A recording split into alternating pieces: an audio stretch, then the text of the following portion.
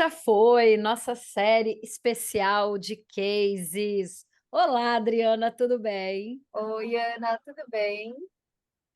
Tudo muito bem. Vamos dar alô para o nosso convidado, o Henrique Leite, da Go Blockchain. E aí, Henrique, tudo bem? Oi, gente, tudo bem e vocês? Tudo bem Tudo também. ótimo. Olha, hoje o assunto vai ser blockchain, um case aí sobre a Go Blockchain. Mas deixa eu apresentar você, né, Henrique, o pessoal saber quem está falando. Gente, o Henrique é o founder da Go Blockchain. Ele é um desenvolvedor blockchain, atua aí com finanças descentralizadas do nosso DeFi, smart contracts, e ele também é um instrutor e mentor em blockchain. Nem sabia que já esse tempo todo de blockchain aí já temos muitos especialistas, né, Henrique? Aprende, né? Acho que a forma da gente aprender mais é também ensinando. Então é uma forma da gente conseguir evoluir. É verdade. Olha, Henrique, a gente sempre começa com uma pergunta que é sempre a mais óbvia, mas é a melhor pergunta para a gente começar. Quando foi que você esbarrou aí com essas buzzwords, blockchain, Web3, metaverso? Uhum. Como que, especificamente, né, se é que foi a blockchain seu primeiro contato, como que isso entrou na sua vida? Ótimo. Bem, foi em 2016, eu trabalhava no Mercado Livre, eu também trabalhava numa startup de locação de objetos, no part-time, né? Era essa vida dupla. Quando a gente gosta de empreender, a gente acaba tendo essa vida dupla com a nossa rotina ali do CLT. E aí, nessa minha jornada dupla, era uma startup de locação de objetos que a ideia era, ao invés de você alugar uma bicicleta, ao invés de você comprar uma bicicleta, você alugava uma bicicleta, uma GoPro, um skate e tudo mais. E aí tinha um processo que era, eu tinha que o locador e locatário, e tinha ali uma negociação, né, de algo que seria emprestado. E aí a gente implementou um modelo de segurança, de seguro, né, que, ó, se deu ruim aí na sua bicicleta, na sua GoPro, a gente tem um seguro que cobre isso. E aí, nesse momento, eu encontrei um mentor, né? Eu acho que a minha primeira dica é tenham mentores. Ele é meu amigo até hoje e é o Márcio Castro, né? Foi um privilégio conhecer ele. E aí eu estava buscando um mentor de carreira, encontrei o Márcio, expliquei para ele o que eu fazia no Mercado Livre e lá na Luga, que era a startup de locação de objetos. Aí ele falou isso lá em 2016. Ele falou assim: olha, tem uma tecnologia nova que está surgindo, que é de blockchain, né? Eu já conhecia cripto, Bitcoin, tudo, mas ele falou assim, ó, o que vocês estão fazendo aí de negociação entre duas partes, e o que o Mercado Livre faz também ali com o Mercado Pago, né, de tentar negociar ali, fazer uma negociação, uma intermediação, tem uma tecnologia chamada de smart contracts, né, que são códigos que são criados nessa rede blockchain, que a ideia é que ele desintermedie algumas etapas de um processo. E aí foi aí que eu comecei a estudar. E aí, tipo, eu acho que o que deu a paixão, né? Porque eu acho que muitas pessoas que estão nessa área são apaixonadas, e eu me considero apaixonado, foi que lá no Mercado Livre tinha uma cultura muito grande, impressionante, assim, que eu falava assim, qual que é o próximo nível de uma cultura como essa, né? Que era muito incrível, trabalhar lá é incrível. Eu ficava me perguntando, falei, poxa, qual que é a próxima cultura, né? Tipo, que seja melhor do que isso? Que era muito difícil. E aí, quando eu conheci as DAO, eu falei, cara, DAO, ela é uma meritocracia muito verdadeira. Porque é uma meritocracia que não é baseada se você conhece as pessoas, se você joga ping-pong, se você é amigo, não importa isso. Então eu vi que, assim, eu acho que o futuro das organizações de cultura, né, de estrutura, são modelos mais horizontais, né, que tem ali uma pegada de holacracia e tudo mais. Foi aí que me apaixonei. E aí, por último, também uma questão técnica, é que eu via que os problemas que a gente tinha no setor financeiro, antes do Mercado Livre, Mercado Pago, eu já tinha trabalhado em bancos, eu via que vários problemas financeiros, né, de, pô, você tem uma ação e não pode vender à noite, porque o mercado tem que fechar, tem que ter conciliação. Passa uma transação na maquininha, tem que ter várias conciliações, aí às vezes isso se perde, aí alguém tem que ficar com o custo da transação. Eu via que você ter essa grande rede, que você tenha esses dados todos sincronizados, você resolvia muitos problemas financeiros. E foi, pô, acho que isso aí que eu quero investir. Aí foi dessa forma. Legal. E Ai, logo Adri. na. Eu já estou com várias perguntas. E logo na sequência, você já pensou. em construir a Go Blockchain? Como que foi isso? Como que foi essa transição, assim? Tá. Bem, aí o que aconteceu? Eu comecei a estudar, aí bem na época ele teve o plano da Dedal, aí eu até mandei uma mensagem pro Márcio, falei, pô, Márcio, você foi para estudar um negócio aqui que teve um ataque lá agora e roubaram milhões. Eu lembro disso até hoje. Aí a gente começou o que tá acontecendo, né? Aí continuei estudando. Aí o que aconteceu? Eu tive, assim, uma sorte, porque teve um hackathon, acho que foi no início, assim, de 2017, foi um hackathon da Blockchain Center. E aí, várias pessoas, assim, que, né, o Edilson Osório, hoje ele é, para mim, ele é o guru, assim, de blockchain, acho que do mundo, e acho que para mim é o brasileiro que mais eu vejo, assim, em destaque desse assunto, Edilson Osório. Ele estava nesse hackathon, ele era um dos mentores ali, e aí eu pude participar lá, né, tenho amigos até hoje, e aí o Edilson, cara, várias coisas que eu estava tentando entender, porque era muito abstrato o blockchain, eu falei, cara, mas o que que é o token? O que que é smart? Eu não entendia o que que era o smart contract, porque é um paradigma muito diferente da programação tradicional. Muda totalmente. Não é você programa em Java e depois programa em .NET. Não é isso, assim, é outra, a cabeça muda completamente. E aí, nesse hackathon, eu aprendi muito bem, eu entendi o que que era, né, mas eu entendi o que que era de fato, colocando a mão na massa. E aí, depois disso, eu fui me aprofundando. Aí, 2017 ali, eu fui fazer alguns cursos. Aí, o gatilho foi o seguinte: eu estava em um curso, e aí eu vi que eu já tinha bastante conhecimento, e aí mais do que o próprio instrutor. E eu sou aquele aluno bem chato, gente. Eu não posso deixar de falar isso. Eu sou aquele aluno que pergunta, que questiona. Sempre fui assim, desde pequenininho, quando fazia curso, tipo, de informática, eu era o aluno que ficava ali já tentando fazer as coisas que estavam na apostila, na última página e tal. E aí eu falei, caramba, esse cara, né, essa pessoa ali não tá conseguindo ensinar direito, tá com dificuldade, os alunos ali meio que, puta, meu, não tá indo, tal, que era muito difícil mesmo. E aí eu falei, poxa, eu preciso ensinar isso, só que eu vou ensinar muito mão na massa, vai ser show me the code, não vai ter PPT. E aí eu peguei e falei assim, então tem que ser uma escola que seja, e uma empresa que seja tipo assim, cara, blockchain é para isso. Blockchain é assim. Eu falei, então vai ser Go Blockchain. Então, tipo, o Go Blockchain é do tipo assim, desembucha logo o que que é o que é blockchain, sabe? Tanto para um cara de negócio, então assim, para um cara de negócio, cara, o que que é blockchain, sabe? Então, Go Blockchain é isso aqui, ó. É assim que você resolve o seu problema, é desse jeito. E para um cara técnico, desembucha logo o que que é um smart contract, me mostra o código funcionando. Não fica ali com essas teorias, tal, que são bem bacanas, mas tava muito nisso. E aí foi na sala de aula, assim, que, junto com um amigo, com o Renan, a gente começou a trocar essas ideias, falei, cara, tem que ser Go Blockchain. Aí foi. Aí eu saí da sala, e aí eu falei, e aí pra gente não ficar procrastinando, né, eu peguei e falei, então o que eu vou fazer agora? Eu vou marcar o primeiro curso. E aí eu tenho esse período para eu poder aprender muito bem, porque se tiver outros alunos chatos igual o Henrique lá, eu não vou ter nenhum problema. E aí eu marquei a primeira turma, foi acho que 27 ou 20, acho que foi 27 ou 22 assim, de novembro. E foi numa. Aí o Márcio Castro, ele arrumou uma sala pra gente,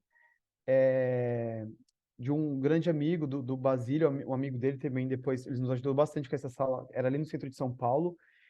E aí, um outro grande amigo, o Jorge, me ajudou na organização da turma, com os fios, com a sala, tudo. A gente chegou lá, era sábado e domingo o curso.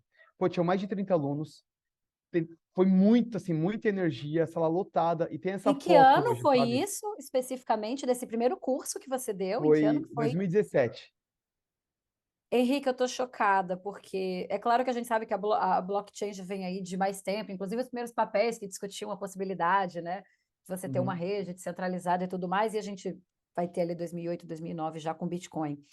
Você falando, eu acho impressionante. Acho que você não era o aluno chato, acho que você era o melhor tipo de aluno, né? E que bom que existem pessoas obcecadas no aprender, né? Senão a gente não conseguiria desenvolver tanto. Eu te perguntei especificamente da data desse curso que você ofereceu, e teve até bastante gente. É claro que eu acho que hoje os cursos acabam tendo até mais pessoas, né? Porque Uhum. blockchain caiu no mainstream também agora, né? As empresas já têm blockchain, a gente tem muito case de blockchain. E eu queria te perguntar como que foi essa aderência, né? Você está acompanhando desde 2016, 2017. quanto que o termo blockchain tem sido mais fácil de falar. Porque você disse uma coisa genial. Para quem não é desenvolvedor, o cara não quer saber como funciona a blockchain. O smart contract. Ele quer saber assim, o que ela me entrega, né? Uhum. Como que o smart contract facilita uma execução? Como que um smart contract não preciso de ninguém no meio do caminho para resolver. Então, eu queria que você Sim, falasse um pouquinho dessa tua experiência, dessa passagem do blockchain, para as pessoas falarem: o que que você está querendo me oferecer? Como é que foi sim. essa recepção de blockchain? Tá, o que que aconteceu? Acho que foi bem difícil no começo. Acho que tinha muito entusiastas, assim, os devs já estavam entendendo ali, então acho que os primeiros entusiastas eram os desenvolvedores, né? De aprender uma linguagem nova, uma programação nova. Já tinha uma remuneração muito boa, então acho que teve primeiro os devs. O pessoal de negócios, as empresas, tinha ainda um olhar bem distante e um pouco, tipo, não sei, né, esse negócio de criptomoeda. Eu trabalhava no Mercado Pago, e aí o que eu fiz? Eu comecei a levar eventos dentro do Mercado Pago de blockchain, né? Então a gente lá na Melicidade, em Osasco, a gente pegava lá o espaço, e foi muito legal porque o Mercado Pago nessa época, eles não estavam olhando, mas eles deixaram o espaço aberto. Então isso, assim, que eu acho incrível deles, que era, tá bom, a gente não vai mexer nisso agora. Porque eu era o chato que eu queria que a gente usasse logo lá atrás, sabe? E eles não queriam mexer. E aí eu fiquei um pouco frustrado, assim, confesso, mas eles me falaram, cara, mas tá bom, traz os cursos para cá, faz os eventos. E a gente lotava as salas. Teve uma outra sala que tinha gente sentada no chão. Foi impressionante, assim. Foi isso foi acho que em 2018, assim, a sala lotada de gente, tinha muito mais de 30 pessoas. Foi o Meetup da ETH São Paulo, mas ainda o pessoal ainda não estava acreditando muito. Aí o que aconteceu? Eu acho que os primeiros cases, assim, que as pessoas começaram a entender, o primeiro que eu vi foi DeFi. Quando começou ali com o Uniswap, das DEX, né, de você ter uma exchange descentralizada, esse que eu acho que foi a virada, assim, sabe, no meu ponto de vista. Porque no começo ali em 2017, 18, falavam muito de blockchain para supply chain, para rastreabilidade e tal. E eu fui sempre o contra isso. Eu nunca achei que blockchain era para isso, sabe? Cara, eu acho que assim é muito mais além. Eu acho que fazer um tracking de dados, beleza, mas não é isso, sabe? Eu acho que o poder do blockchain é o smart contract. Então, se você quiser fazer o tracking para depois você fazer a liberação do pagamento automática, beleza. Mas se você quiser fazer só o tracking, só ficar, passou por aqui, tipo, tem tecnologias melhores para isso. E Mas é aí, porque eu acho que tangibiliza uma necessidade também muito latente, né? De você saber rastreio de cadeia. Então, eu acho que fica mais fácil exato. perceber o blockchain, e depois a gente pode até mergulhar nisso, porque eu tenho um outro projeto em que eu falo de blockchain e todo mundo acha que é só para registro. E eu falo assim, não, Uhum, gente, eu quero usar uma outra magia do blockchain chamada smart contracts. exato. Então, mas Perfeito. eu acho do que você está colocando, e só te interrompi mesmo, porque eu fiquei Claro. pensando, porque a gente usa muito esse case específico de rastreamento do supply chain e até onde a gente vai Uhum, na cadeia, porque eu acho que é a coisa mais fácil das pessoas entenderem sobre o blockchain. Por mais que a gente até fale, sim. explique a Bitcoin, explique o DeFi, eu acho que quando a gente dá um case como esse, né, parece ser mais fácil para o mundo dos negócios. E fala, isso aí tá ok, isso aí faz sentido, mas Não, para eu o resto, concordo. Sim. Não, eu concordo 1000%. Eu acho que o que eu vejo, assim, eu fiz alguns projetos de rastreabilidade e eu via que era tipo um elefante, tipo, sabe, era um canhão para matar uma formiga, sabe? Então, e virava um elefante branco depois, porque no final as outras empresas não querem ter um nó rodando. Você não quer, não é criada uma rede, sabe, de vários participantes. Aí você perde o critério de segurança e descentralização. Mas se você consegue fazer o seguinte, que daí eu via, pô, aí acho que muda o jogo, né? Imagina, eu vou comprar um café na Starbucks e quando eu pago o café, o agricultor recebe um percentual do pagamento. Sabe? Porque eu sei, eu tenho toda a cadeia de participantes. Eu sei na hora que saiu ali da fazenda, que pode estar em qualquer lugar do mundo. O agricultor, ele pode ser não importa quem ele é. Ele não precisa ter uma conta financeira, ele não precisa ter um banco. Ele simplesmente vai receber em criptomoeda numa conta dele que não é associada a um endereço físico, nem a uma conta bancária, e nem se ele é preto, branco, azul, vermelho, homem, mulher. Então, eu acho que a distribuição de dinheiro, né, de ativos, numa cadeia de supply chain, acho que puta, resolve muitos problemas. Aí voltando, o que aconteceu? Eu virei o chato do blockchain, né, assim, entre os meus amigos, entre as empresas tal que eu trabalhava. E aí, quando eu comecei a ver, hoje eu vejo o Mercado Pago, né, vendendo Bitcoin, criando ali uma moedinha, né, para ser usada no Mercado Livre, que usa blockchain. Eu vejo o Nubank usando Nucoin. Eu vejo agora o próprio, né, o banco o Banco Central usando ali na CBDC, né? Eu sempre confundo CBDC e CBDC. é o nosso Isso. real digital. E aí, falando ali de Hyperledger, né, que é um ledger distribuído ali com alguns conceitos de blockchain, eu falo assim, eu olho para o passado e falo, poxa, eu não era tão louco, sabe? Que as coisas estão acontecendo. E é engraçado que em 2000, eu palestrei sobre NFTs em 2018 no iMasters. Teve um evento do iMasters e aí tinha acabado de surgir o RC721, só tinha o RC20, né? De ativos, então você tinha para fungíveis o RC20, e aí surgiu para não fungíveis o 721. E aí eu fiz a apresentação lá, né, junto com o Jeff, e aí eu falei sobre os colecionáveis, né, sobre o CryptoKitties na época. E aí quando você começou, só que as pessoas ainda achavam muito como JPEG, né? Quando você começa a falar, poxa, espera aí, então Você agora um comprou um artista... CryptoKitty? Você chegou a Né, adquirir NFTs na não, época? não. Não, Ai! não adquiri porque eu nunca tive essa pegada de colecionador, sabe? Eu não sou, eu tento já, falei, cara, o que eu coleciono, né? Hoje eu tenho um skate, tenho pranchas, tal, mas eu nunca fui o cara de colecionar nesse nível. Mas eu não comprei, e aí o que aconteceu?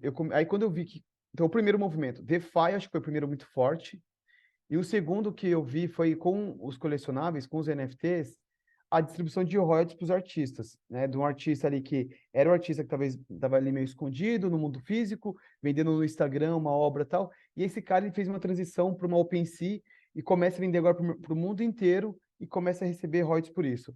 Acho que aí começam a ter cases bem assim, tipo, puta, que tem números, né? Tipo, são bilhões, DeFi chega a trilhões, então não tem, é inquestionável. Vai lá, dona Adriana, para suas Eu perguntas. estava tentando achar aqui o microfone. Henrique, você falou sobre a ampliação do uso da blockchain para outros propósitos que não seja supply chain, né, o controle da supply chain. E eu fiquei pensando sobre diversos usos, né? Hoje a blockchain tá criando várias disrupções em diversos segmentos, né? E ainda a gente não sabe até onde vai chegar, né? Até onde a blockchain pode chegar. E eu fico pensando assim, será que a gente consegue, se já existem casos, queria perguntar para você, se já existem casos que você conhece de controle de base de dados, é, de confidencialidade de dados, de bases de informações de empresas que já estão usando blockchain só para isso, só para garantir aquela base de dados, que aqueles dados não vão ser vazados, ou para garantir transparência, etc. Isso já está sendo bastante usado aqui no Brasil, no mundo? O que você Tá. acha? Adriana, tem alguns cases, a gente até participou, a gente pôde participar de um para cartórios, né, que era para registro de matrícula. Então, qual que era o problema que eles queriam resolver? Foi bem na época ali do mensalão, que daí a Receita Federal ela queria bloquear um imóvel, um bem, para a pessoa não vender. Só que daí imagina, vai bloquear o imóvel ali do seu José. Quando eu tento bloquear, às vezes primeiro eu não sei onde que tá, eu vou no cartório ali, eu tento bloquear, eu não sei, aí às vezes não tá em São Paulo, aí tá lá no Tocantins. Aí o cartório de São Paulo tem que entrar em contato com o Tocantins para ele... Então, esse processo, às vezes é por telefone, às vezes é por e-mail, é muito burocrático. Então, qual que era o problema? Eu vou no de São Paulo e eu faço o bloqueio em São Paulo, automaticamente já atualizado em toda a rede. Porque o que acontecia, né? O que acontece ainda, talvez, as pessoas elas vão mudando o registro para cartórios diferentes. Então, você pega uma pessoa que tem um certo poder, ele consegue falar assim, ó, muda a minha matrícula do Tocantins agora para o Amapá. Muda agora do Amapá para o Rio de Janeiro. Então, todo esse movimento que ele vai fazendo, ele vai meio que dificultando para que ele ganhe mais tempo, para que o imóvel não seja bloqueado e ele consiga vender. Então, isso daí era um case assim, que era usando blockchain privado, funcionava, mas eu não conheço cases grandes que resolveram problemas grandes, tá? Nesse exemplo que você falou, de para guardar dados. Por quê? Como eu sou programador, eu sempre vou olhar todas as outras dezenas e centenas de tecnologias que existem. Então, tem um banco de dados na Amazon que chama QuantumDB. E tem outros também, inclusive o Nubank, ele usa um banco chamado Atomic, que são bancos imutáveis. Então, eles já são bancos que você grava e eles não são alterados. Então, não tem por que usar blockchain. Se você quer um banco para você só fazer registros com imutabilidade, é para que você garanta, olha, eu gravei aqui e ninguém depois pode vir aqui alterar. Então, já existem vários bancos, open source, pagos, que resolvem esse problema. Então, eu como um CTO ali de uma empresa, eu jamais, para esse caso específico, adotaria blockchain, porque é muito caro e o blockchain é o quê? É uma rede. Só que para eu ter um registro ali imutável, o que eu preciso? Eu posso ter um banco, um Quantum da Amazon, e eu vou registrar tudo ali. Ninguém mais vai conseguir alterar. Aí alguém pode falar assim, ah, mas e se cair esse banco? A Amazon, eu posso distribuir isso em vários data centers pelo mundo inteiro. Então, se cair o data center de São Paulo, vai ter na Califórnia, vai ter no Canadá, vai ter. Então, a minha empresa não precisa de centenas de nós rodando, pode ter 5, que já me resolve, entendeu? Eu adoro a sobriedade com que você traz as coisas, né? Toda vez que a gente vai dar alguma palestra, a gente vai falar sobre Web3, as pessoas já chegam com todas as soluções, porque a gente falou em blockchain, falou em NFT, falou em token, a gente fala, calma, gente. Primeiro, entende o seu desafio, não quer dizer, essas tecnologias, elas resolvem alguns desafios, mas precisa olhar muita coisa. Você dando esse exemplo agora dos cartórios, eu moro em Portugal, né? E eu tô há 2 anos e meio e assim, eu descobri que a gente vive a vida inteira aqui, e nunca tem todos os documentos, porque tudo é difícil. Aí eles, enfim, um cartório diz uma coisa, o outro cartório não, porque perdeu a validade, tem que fazer apostilamento. Existem várias convenções, ou seja, intermediários, que precisam chancelar, né? E aí eu fico pensando, quando chegar o momento, se é que isso vai acontecer, acho que vai demorar um bocado ainda, porque a gente está falando aí de, né, quantos países envolvidos numa única convenção, adotarem ferramentas tecnológicas que facilitem, né? A gente, toda vez que a gente vai perguntar alguma coisa de blockchain, a gente entra em identidade, né? Você Uhum. falou agora sobre a questão dos royalties, né? Que está bastante em alta. Então, blockchain é um assunto que sempre rende bastante. A gente fica imaginando todas as aplicações, que nem a Adriana falou. Acho que Sim. a gente, acho que a gente não deve nem ter alcançado assim 1% de tudo que a blockchain pode, né, conseguir fazer. E nesse sentido, eu queria voltar para a gente falar um pouquinho hoje do que vocês estão desenvolvendo. Vocês estão hoje com o Go Tokens, queria que você explicasse um pouquinho o Go Tokens e quais são os projetos hoje que vocês estão desenvolvendo aí na casa. Ótimo. Bem, a gente começou a Go Tokens, Ana, por quê? Antes de eu ficar full time, né, na Go, eu trabalhava no Palmeiras com a parte de inovação. E aí eu conheci bastante o programa de sócio torcedor. E aí quando eu já estava já envolvido com blockchain, né, ali no part-time, aí eu falei, pô, eu tenho que pensar num produto para desenvolver lá na Go, né? E falei, a gente tem que desenvolver o mesmo modelo de sócio torcedor, mas usando tokens, porque você facilita a integração. Porque pensa o seguinte, eu tenho ali uma carteirinha do Palmeiras, e aí eu quero ir em um restaurante e que o dono do restaurante, ele é um cara apaixonado pelo Palmeiras e ele quer dar um desconto. Hoje, esse dono do restaurante, ele vai ter que fazer uma integração com o programa de sócio torcedor e é muito custoso. Esse cara não quer fazer isso, dá trabalho. Ele vai ter que falar com uma API, vai ter que ligar para alguém do Palmeiras, pô, libera a API para eu poder saber se o Henrique é palmeirense ou não. Se eu levar só a minha carteirinha, pode ser que essa carteirinha seja falsa. Então, qual que era o grande desafio, né, no sócio torcedor? Não só desse, mas em todos, né? Por isso que você vê que você tem ali um Barça que tem milhares de torcedores, mas tem uma base de sócio torcedor muito baixa, né? Nem 10%. O Palmeiras são 16 milhões, e sócio torcedor são 80, 90 mil. Por quê? Porque o valor agregado em todo esse ecossistema é muito baixo, porque ele está muito focado na experiência física, que é quando eu mostro a minha carteirinha e entro no estádio. Só que se eu transformo isso em um token e que eu facilito toda a integração em todo esse ecossistema, o senhorzinho lá da Itália que quer me dar um desconto no restaurante, ele vai ler a minha carteira, vai ver que eu sou palmeirense, que eu estou em um smart contract do Palmeiras. Ele não tem que fazer integração com nada. O pipoqueiro que está ali na rua, ele vai falar o seguinte, eu vou te dar um desconto porque você é palmeirense. Então, o valor aumenta muito para todos os torcedores e você cria um ecossistema gigantesco, né? Você consegue navegar no ecossistema. Vamos supor, tenho um token agora, eu consigo facilmente que todos os parceiros do Palmeiras ou do clube se conecte com o Henrique. Ele não tem que fazer uma integração com a API do Palmeiras.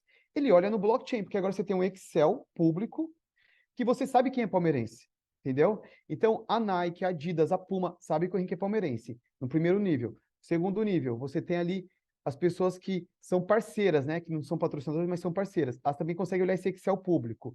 Você tem a comunidade Avante, a comunidade palmeirense, que entre eles vai ter um evento aqui, e eu só quero que venha no meu evento aqui na minha casa quem for palmeirense. Eu quero ter a certeza que você é palmeirense. Eu não tenho que fazer integração via API. Eu vou olhar sua wallet, eu vou escanear, pô, você está no blockchain, né? Usando uma UX tranquila, pô, você está no blockchain. Você faz parte dessa nossa comunidade, então você é bem-vindo. Então o ecossistema ele cresce muito mais. Então a gente faz isso hoje na GoTokens, que é basicamente programa de sócio-torcedor, de loyalties, de fidelidade, usando essa tecnologia, porque a gente acredita que a gente aumenta o funil. A gente consegue alcançar muito mais gente, porque você criou uma carteirinha que ela é global, entendeu? Que legal. Não sei se a Adriana já está ali, só ela vai maquinando as coisas para depois ter 25 mil perguntas. Adri, você quer fazer uma pergunta agora? Porque eu encaixar agora na última fala do Henrique, né? Que ele até falou um pouco do UX, né? A interface hoje de Web3 é um pouquinho complicada, assim, né? Ela é. A gente tem que admitir que a interface da Web3 ela não está facilitando. E agora vai ter uma nova mudança, né, para as wallets, vai entrar um novo sistema aí com os smart contracts. E se você pudesse falar um pouco do que você está monitorando disso, com essa mudança das wallets para se tornarem smart wallets, como que isso efetivamente vai tornar o UX, a interface ou o próprio trabalho que hoje vocês desenvolvem com a Go Blockchain, né? O que essa atualização vai trazer de boas, né, boas vantagens, né, benefícios para quem quer entrar na Web3 ou facilitar o onboarding das pessoas na Web3? Sim. Eu acho que facilita muito a entrada, mas principalmente na questão de você esquecer as 12 palavras. Esse eu acho que foi uma das características ali que eu mais curti. Mas eu ainda vejo que essa implementação, né, que é essa nova API, ela vai dar mais poder para as wallets, para que essa wallet abstraia ainda mais para o cliente final. Então, o cliente final não tem que saber dessa smart contract, ele não tem que saber, ele tem que fazer um login muito fácil, porque o que na Go Blockchain a gente faz hoje? Você vai lá e você se loga com Google e Facebook, e você tem uma wallet. Aí, então a gente intermedia essa relação sua. Então você tem a opção lá, MetaMask, Google, Facebook. O nosso cliente, ele não vai saber dessa nova API. Para ele pouco importa. Então, ou seja, a gente sempre vai ter que, a gente que vai ter como empresa, falar assim, ó, beleza, coisas que nós fazíamos antes, por exemplo, se vocês, a Ana esqueceu a wallet dela, não tem problema, porque a Go Blockchain sabe que para você a gente sabe resgatar. Só que isso, hoje, gera um ponto de falha que é nosso. Então, nós somos o ponto de falha. Porque se a gente tiver um ataque, alguma coisa, as pessoas podem pegar ali as wallets da Adriana e da Ana, certo? Então, a gente tem que fazer várias implementações técnicas para não ter problemas de segurança. Só que com essa nova implementação, com essa nova API, a gente consegue agora tirar coisas que nós fazíamos para jogar para a rede e ganhar muito mais segurança. Mas você entende que, assim, para o usuário final, nada tem que mudar. Porque, assim, para minha mãe, para o meu pai, para eles nada vai mudar. É um login com Google e Facebook, é um login com SMS, é um login com Face, é um login com biometria. Nada tem que mudar. Eu acho que essa implementação nova, ela dá mais segurança para quem já estava fazendo custódia das wallets, entendeu? Para uma exchange, no nosso caso aqui, né, que a gente faz a custódia das chaves privadas. Então, acho que ele dá mais poder para os custodiantes e não para a grande massa que é a pessoa física. Para pessoas que já usavam o MetaMask, vai ser muito positivo, mas no meu caso, por exemplo, para mim que já usava, que já uso muito, pô, é legal, mas eu já estava resolvido com o MetaMask, sabe? Não é uma grande mudança para mim, porque eu já estava me resolvido, já tenho meu backup. Eu acho que a grande mudança é para quem já fazia as custódias. Vai, Eu dona tava, Adriana. eu gostaria de saber, Henrique, hoje em dia, com esse produto Go Tokens, faz tempo que você já tem esse produto no mercado? A gente começou ele em janeiro de 2022. Janeiro de 2022. E como que foi a aderência? Assim, eu queria saber como que as empresas estão absorvendo, né, esse novo produto, porque, na minha opinião, os tokens e programas de relacionamento com os tokens são uma das grandes novidades, eu acho que é uma das grandes ferramentas que a blockchain trouxe, são essas possibilidades de você desintermediar, por exemplo, o artista do seu público, que consiga captar dinheiro através dos seus tokens. E esse tipo de projeto é muito interessante, eu gosto muito particularmente. Eu queria saber como que as empresas estão recebendo isso e quais os setores assim que mais contratam esse tipo de serviço. Ótimo. Olha, não é fácil vender, tá? Não é fácil vender por quê? Vou te explicar por que não é fácil. Porque a gente vai vender para quem já está muito forte, já é um brand lover, é uma marca que ela já fala muito com o cliente dela, né? Você vai falar ali com quem já chegou no limite do topo de funil. Então, eu já faço um trabalho muito forte de CRM, eu cheguei no meu topo de funil. Então, o que que a GoTokens resolve para as empresas? Você já agora, para você alcançar um público, além disso, você vai ter que investir no Big Brother. Você vai ter que investir numa campanha de rádio, você vai ter que investir muito dinheiro. Então, se a gente consegue te conectar para já um lead qualificado, uma comunidade que tem uma identidade, o seu investimento é muito menor. Então, um exemplo que eu gosto de dar é assim: pense o seguinte, público LGBTQIA+. Como que as marcas chegam nesse público hoje? Elas precisam contratar um influenciador, ou elas patrocinam eventos, então elas sempre têm que fazer um investimento muito alto para ter esse retorno. Tá? Então, sempre, e às vezes o ROI não é tão bom. Quando você pensa em sistema de fidelidades, em CRM 3.0, o que eu posso fazer? Se eu tenho uma comunidade LGBTQIA+, tokenizada, o que é tokenizada? Agora existe uma carteirinha para todo mundo que é dessa comunidade. Então, eu me identifico com essa comunidade. Então, eu tenho uma carteirinha, que é o NFT dessa comunidade. Tem as pessoas que são dessa comunidade. Então, agora, qualquer marca do mundo consegue se conectar com essa comunidade sem um influenciador. Porque imagina, uma marca pode falar assim, olha, se você é dessa comunidade, eu quero falar com você. Entre aqui no meu checkout, se identifique com a sua carteira e eu vou te dar um cashback, vou te dar um desconto, vou te dar um produto. Então eu não preciso mais do influenciador para dar um cupom de desconto no Instagram, no TikTok, entendeu? Para poder falar com essa marca. Só que assim, isso só funciona para empresas que já chegaram ali num nível muito forte de marketing e tudo. Então, quem é nosso público hoje? São empresas que já têm um programa de CRM muito forte, né, que gasta muito com marketing para alcançar novos públicos, ou que às vezes tem um churn muito alto. Então, às vezes você tem uma marca que ela tem um churn muito alto porque o sistema de ponto dela é muito arroz com feijão, é da moedinha, é muito ainda num pensamento de consumo, né? Então, eu vou lá, a Adriana ela consome alguma coisa, eu dou uma moedinha para ela consumir mais. Aí, poxa, aí o dia que a Adriana para de consumir, ela não vale mais nada para a marca. Mas agora o que eu quero fazer com a Adriana? Eu quero que ela se torne um colaborador da minha marca. Eu quero que ela dê palpites, eu quero que ela co-crie comigo. Eu quero que ela dê sugestões de peças de roupa. Eu quero que ela dê sugestões de pratos aqui para o meu restaurante. E aí eu vou dar moedinhas para ela. Só que ainda a moedinha, ela é muito. Ela já é um passo animal, né? Que você gera um engajamento muito forte. Mas o que eu vejo, assim, que vai ser a grande sacada, e a gente está trabalhando nisso, é o seguinte: o que a gente faz na GoTokens? No momento que a marca ela estabelece ali um programa de fidelidade e ela entende que agora o seu consumidor pode se tornar um colaborador, um co-criador, daí a gente começa a falar dos co-creators, o que que a marca vai fazer? Você não vai dar mais agora só moedinha. Você vai dar royalties. No momento que a pessoa comprou algum produto que foi co-criado com essas pessoas, podem estar em qualquer lugar do mundo, você vai pagar para ela esse valor adequado, que pode ser 1%, 2%, 0,1%, 10%, 30%. Vai depender do esforço desse co-criador. Então, imagina aqui, só para fechar bem o exercício. Eu tenho um restaurante tô super bem com o meu restaurante, já, pô, atingi, já tem aqui talvez uma franquia e tal, mas eu quero expandir isso, né? Eu quero agora, eu quero tornar agora isso aqui mais global, eu quero ir para mais países. Só que para eu fazer isso sozinho é muito desafiador. Pô, mas se eu tenho aqui 2 milhões de seguidores no Instagram, se eu tenho essa base de clientes, eu vou fazer com que eles façam isso comigo. Então, eu vou fazer com a minha própria comunidade crie franquias ao redor do mundo, ou nas cidades que elas estão. Então, o que eu posso fazer? Eu vou gerar esse engajamento com eles através desse programa de fidelidade.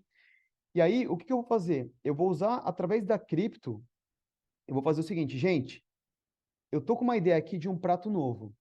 E eu quero criar um menu junto com vocês. É um menu agora para o Dia dos Namorados. O que eu faço? Eu coloco ali a proposta de menu, eu vou ter os meus fãs, que podem estar na Turquia, na Grécia, no Japão, na China. Todo mundo vai olhar essa proposta, eles vão co-criar. E aí você pode ter uma cocriação de um artista para poder montar as artes do menu. Você pode ter uma cocriação de uma pessoa que vai traduzir isso em vários idiomas.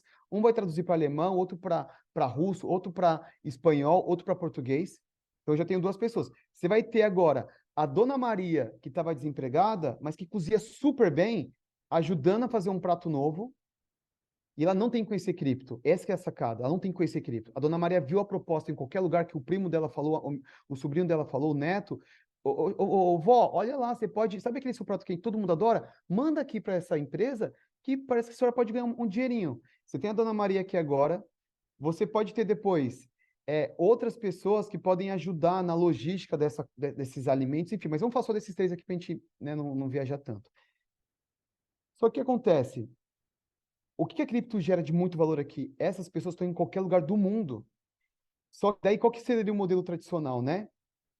Eu, como restaurante, eu vou. Ah, beleza, vocês me ajudaram aqui, me ajudaram, tá bom. Agora eu estou recebendo esse valor do prato da Dona Maria, tá todo mundo usando ali o menu que alguém me ajudou lá da Alemanha, né? A pensar no menu, o artista.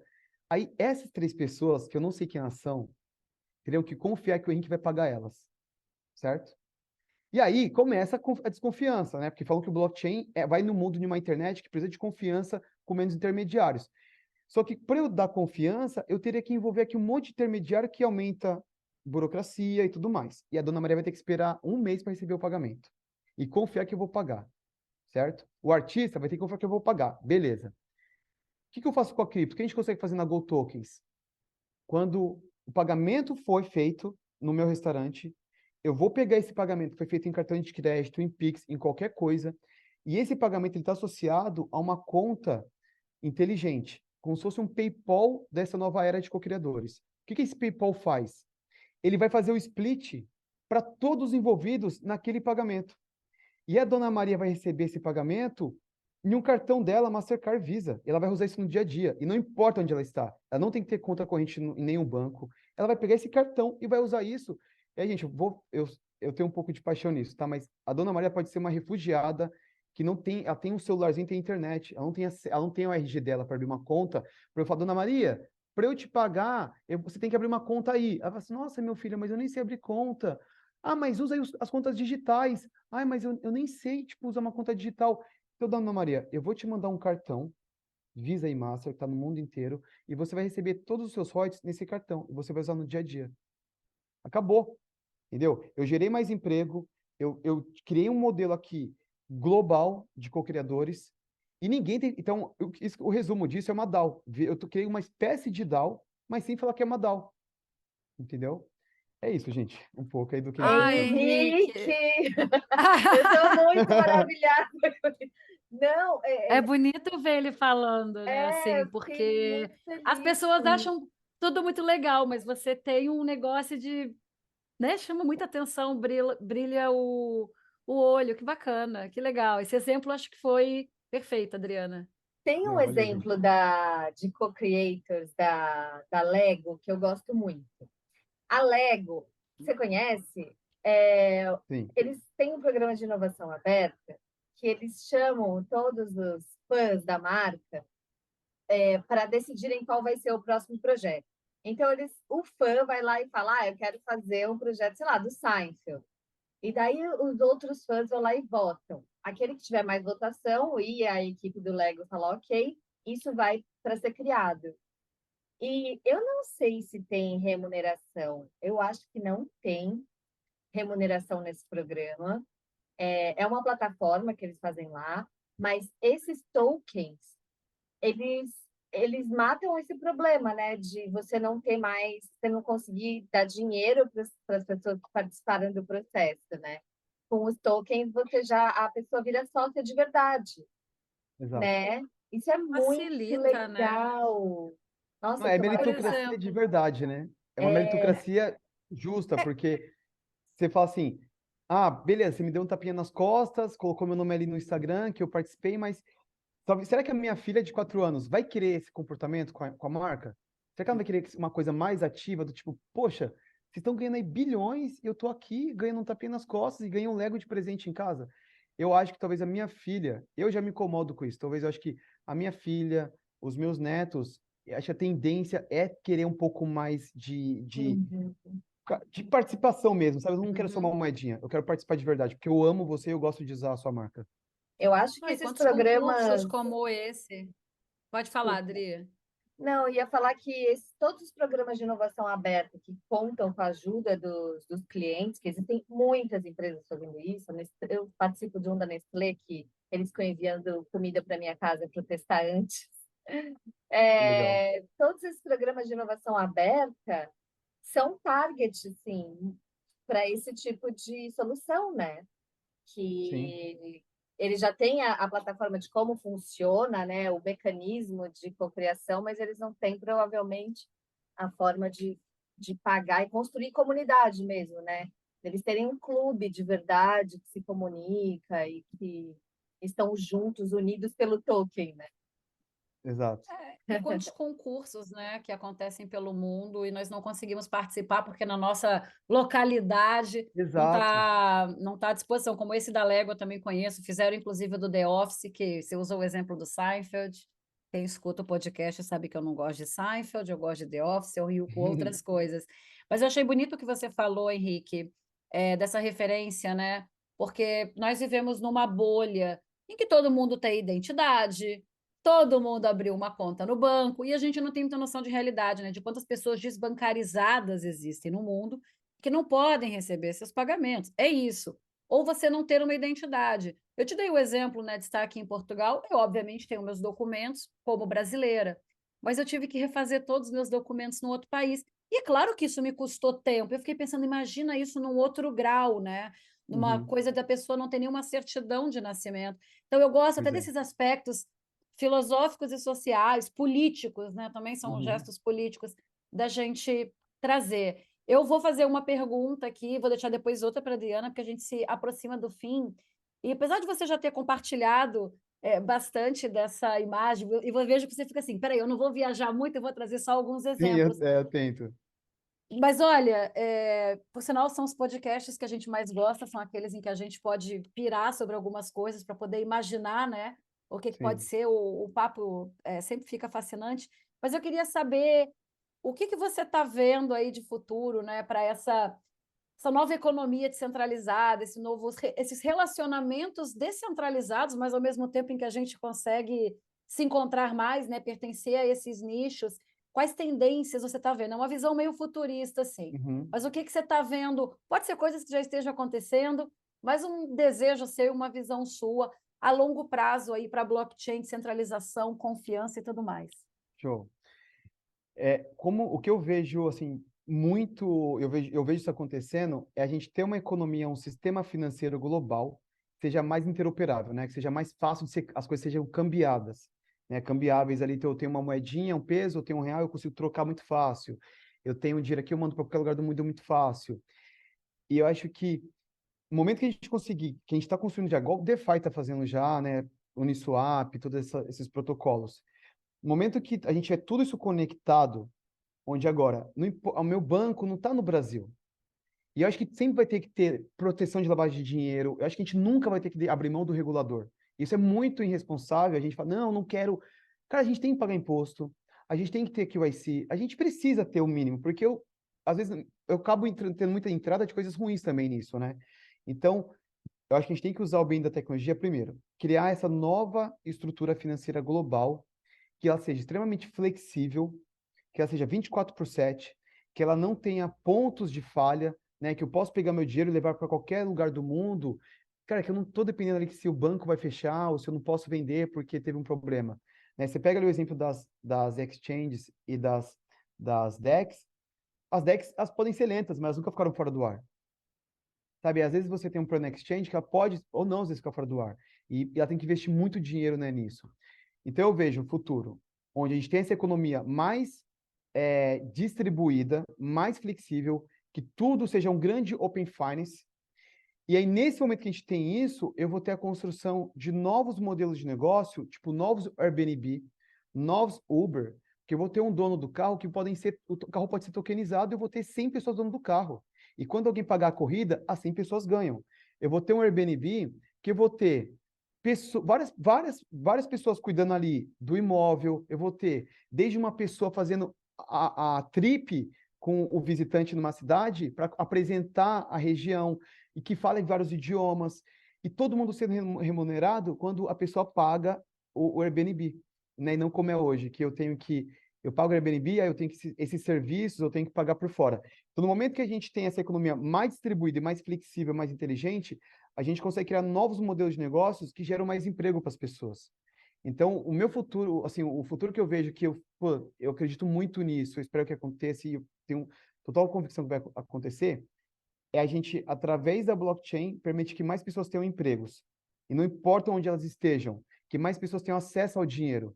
Porque eu acho que o nosso modelo econômico hoje financeiro, ele cria umas barreiras, seja por identidade, seja ainda, infelizmente, né, pela sua cor, pela sua preferência sexual, né, de você, por ser você, pô, ser, sei lá, você tentar entrar no banco para pedir um empréstimo e ter definido um modelo de vida, você ser visto de uma forma diferente. Com DeFi isso não existe. Com DeFi eu coloco o meu projeto, não importa, cara, se eu sou um extraterrestre. Vocês gostaram, vocês vão me ajudar com o meu projeto. Quando eu começar a vender as coisas, vocês vão receber os royalties por isso. Então, acho que é isso. O meu sonho é que a gente tenha mais empregos, que a gente tenha mais inclusão na vida das pessoas.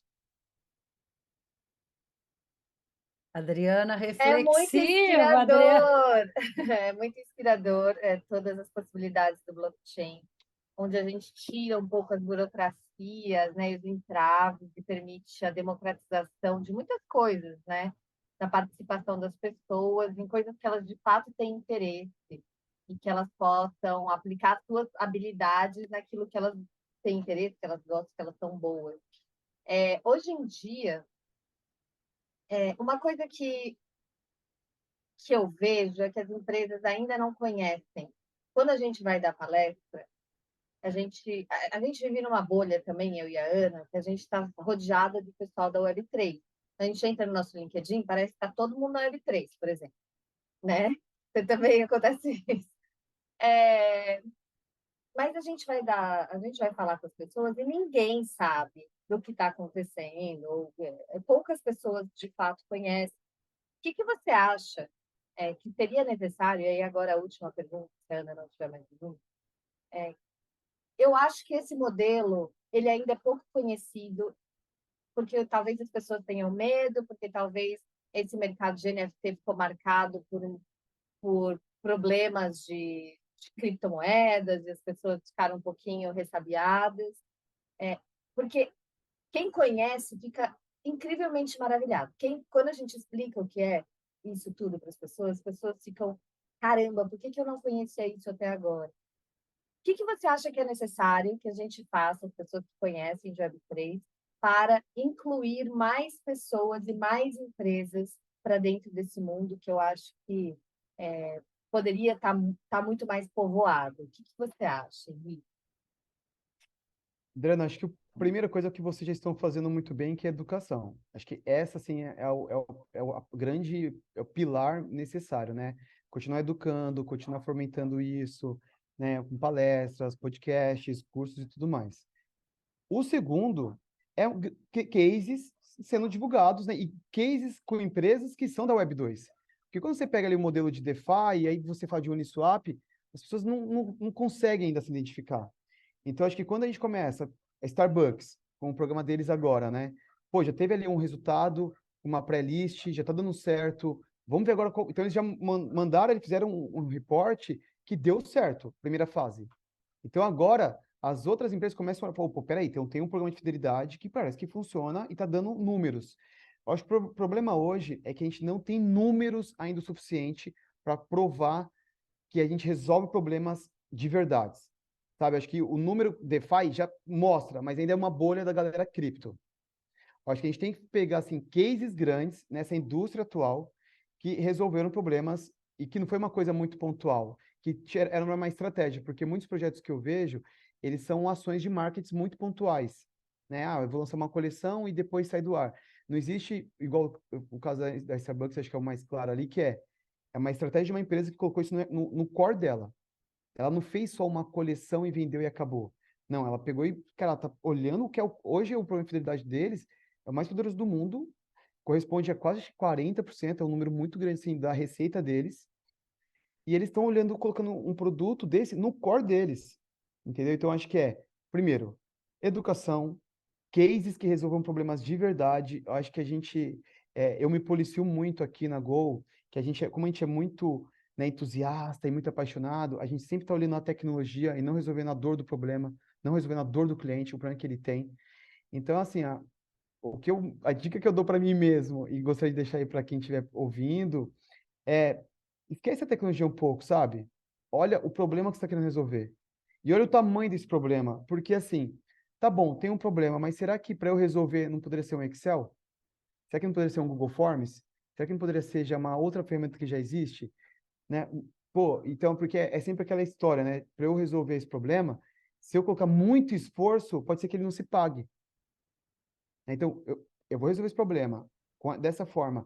É um projeto que é rentável, né? Ele se paga, é um problema tão grande que se eu colocar isso aqui, ele vai se pagar. Então, acho que é resolver problemas e educação, e aí a indústria começar a ver grandes cases como o da Starbucks. Nossa, é verdade. Senão a gente faz aquela máquina de Goldberg, né? Aquela tractana toda maluca para você fazer, às vezes, uma execução que é simples, né? A máquina de Goldberg é assim. Acho que tinha, né? Não sei se vocês são da geração um Castelo rá tim né? E Sim, tinha sim. aquelas entradas, é a máquina de Goldberg, só para você botar ali a pasta na escova, né? Henrique, assim, a Adriana também vai falar a mesma coisa, porque a gente já está aqui se entreolhando. Foi muito maravilhoso conversar com você. Nós não nos conhecíamos antes, a gente vinha acompanhando você no LinkedIn, a Go Blockchain. Você é de uma sobriedade e de uma objetividade em falar, de tanta paixão. A gente vê o quanto você está engajado no propósito, né? Na missão. Então, aqui da nossa parte do podcast, foi uma grande, grande conversa. Fomos muito felizes nesse bate-papo. A gente queria ficar muito mais aqui, com certeza, porque teria muita coisa para a gente perguntar e falar mais de comunidades, né? Mas foi um papo excelente. Do meu lado, muito obrigada. Eu também queria agradecer demais pela sua disponibilidade e por todo o conhecimento que você compartilhou com a gente. E com certeza eu vou te perguntar mais coisas depois, que eu fiquei muito interessada em muita coisa que você falou. Com certeza. Obrigada, Henrique. Não, eu que agradeço, Adriana e Ana, pela oportunidade, pelo espaço. É, a gente fica aqui no dia a dia e acaba não tendo tanto tempo para poder compartilhar e tentar passar mais conhecimento à frente. Então, muito obrigado de novo pela oportunidade de estar aqui com vocês. Parabéns pelo trabalho de vocês. É muito bom. Pode parecer um pouco clichê, tá? Mas não é.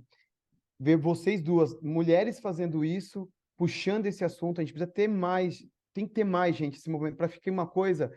Que programação, a tecnologia por si só já tem aquele negócio de ter muito homem, né? Então é um prazer para mim estar aqui com vocês falando sobre isso. E aí, aproveitar, né? Parabéns, Dia da Mulher, para vocês atrasado, mas Não já é não está tão atrasado, atrasado tá ainda, valendo. está valendo. E é isso, eu posso falar assim com propriedade, porque eu tenho minha esposa que trabalha comigo na Go Blockchain, a minha filha tem 4 anos e tem um videozinho dela aí na internet, ela explicando sobre blockchain. Então é um orgulho estar aqui com vocês e obrigado aí pelo espaço. Muito obrigada, pessoal. Até o próximo. Amanhã já foi. Tchau, tchau. Tchau, Tchau. tchau, gente.